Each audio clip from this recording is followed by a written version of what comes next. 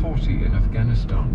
And Iran's President Hassan Rouhani has criticized Britain's Prime Minister Boris Johnson for his suggestion that a so-called Trump deal should replace the existing international nuclear accord with Iran. Mr. Johnson made this suggestion yesterday. I do not know what the Prime Minister in London is thinking, said Mr. Rouhani. He spoke of replacing the deal with a Trump deal, but all Trump has done is violate laws and international rules, he said. In London, I'm Rob Hugh Jones at the BBC. And here in Michigan, a new lawsuit in California argues that people who sign up to sell Amway products should be considered employees rather than independent contractors. We'll have more on that story coming up in 20 minutes. In the Michigan Radio weather forecast, a bright start for parts of the region this morning, but eventually mostly cloudy skies, a good chance of late afternoon rain, highs in the upper 30s. It's 8:45. Support for NPR comes from this station and from the Ring Foundation in support of NPR's continued mission to create a more informed public, one challenged and invigorated by a deeper understanding of events, ideas, and cultures.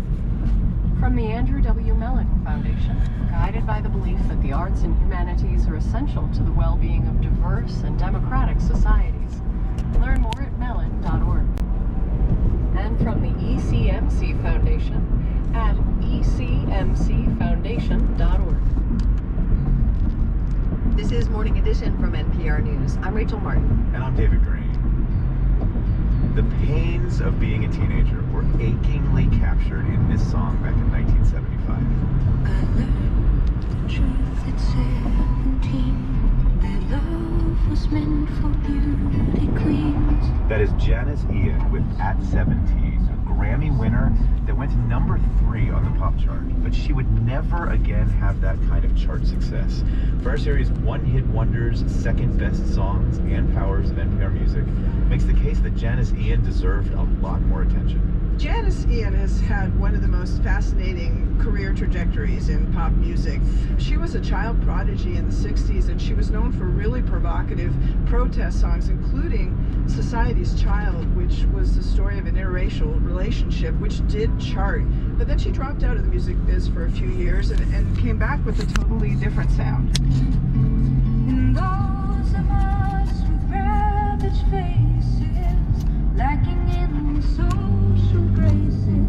At 17 is such a powerful and honest confrontation with the feelings of inadequacy that so many girls and boys feel.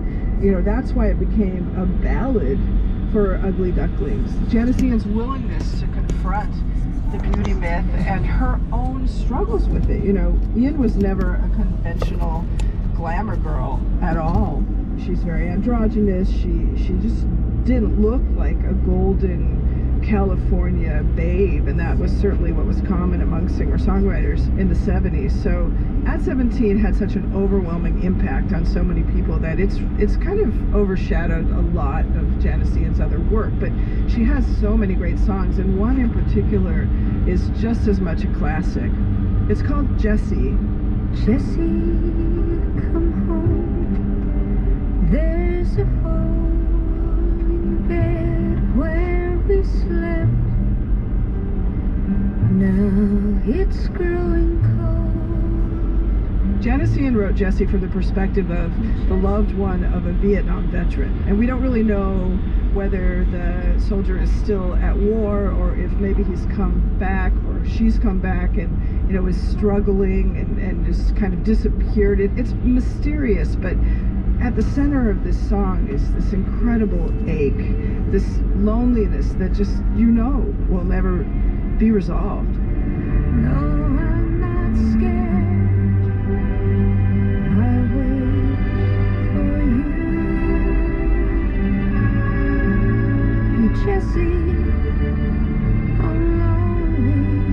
Come home. It's so clean and clear and sad. And this is what Janice Ian is so good at. You know, she writes character studies. She confronts societal issues, but in a very personal and relatable way. And it's just one of many that Janice Ian wrote and gave us, and I hope people explore her catalog. I'm shaded in gray. is Jesse from Janice Ian. Anne's choice for our series, One Hit Wonders, second best songs. Then I'm leaving light on the stairs. No, I'm not scared. I wait for you. Hey, Jesse. This is Morning Edition from NPR News. I'm David Green. And I'm Rachel Martin. And I'm Deb Trabue, and Morning Edition comes to you here on Michigan Radio at 91.7 in Ann Arbor and Detroit, 104.1 in Grand Rapids, and 91.1 in Flint, with live streaming at michiganradio.org. This is Michigan's NPR News Leader. Coming up right after Morning Edition, it's NewsHour from the BBC. Today, the BBC asks if we are about to see the beginning of the end of the trade war between the two biggest economies in the world, the U.S. and China. Also, we'll have a report from Russia on the state of the nation as President Putin delivers his annual address. That's all coming up on NewsHour, which begins at 9 o'clock. Next time on Stateside, Jeff Daniels talks about playing Atticus Finch, Jim Comey, and why, in spite of a successful film career, he maintains work on the stage. I don't think you can be a great actor unless you're also a great theater actor. And you can't get away with as much on stage. In fact, you can't get away with much of anything. Daniels is also premiering a new play in Chelsea based on his friendship with Lanford Wilson. I'm April Baer. Join us.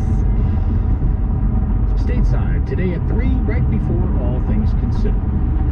This morning, 1A will visit 3 areas of Michigan to explore how political allegiances are shifting ahead of the 2020 election. The guests will include Michigan Radio's Zoe Clark. You can listen for 1A this morning from 10 to noon right here on Michigan Radio.